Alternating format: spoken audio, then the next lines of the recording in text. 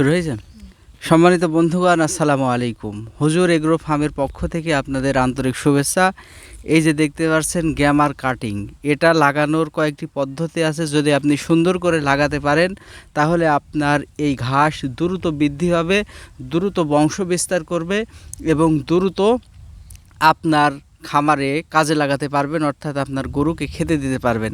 সেই পদ্ধতিটা কি দেখেন, যে কিছু গ্যামা আছে খাড়া করে লাগাতে হয় এবং এই গ্যামাটা দেখেন কুসুরের মতো মোটা, তার মানে কি এটা খুবই শক্তিশালী গ্যামা।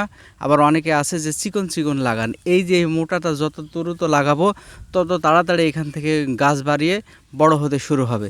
তো এইটা লাগাবো কিভাবে দেখেন, এটা হচ্ছে যদি আপনি খাড়া করে লাগান, যদি এভাবে খাড়া করে পোতেন তাহলে যদি দুইটা চোখ হয়, এখানে দেখেন কয়েকটা চোখ আছে, এই খাড়া করে যখনই লাগাবেন, এই খাড়া করে লাগালে আপনার এই চোখটা কিন্তু কাটা পড়ে যাবে, তাহলে সেটাই আপনার বেশি ফলন দিবে না, বংশ বিস্তার অর্থাৎ ঝাড় গজাবে না।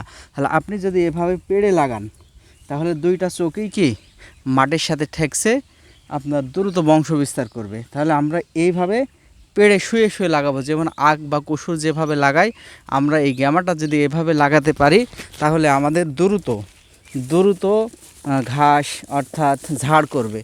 এজন্য আমরা এই ঘাসটা পেড়ে পেড়ে এভাবে লাগাবো। সকলে আমার ভিডিওটি শেয়ার করবেন। সকলকে ধন্যবাদ। আসসালামু আলাইকুম ওয়া রাহমাতুল্লাহি ওয়া বারাকাতুহু।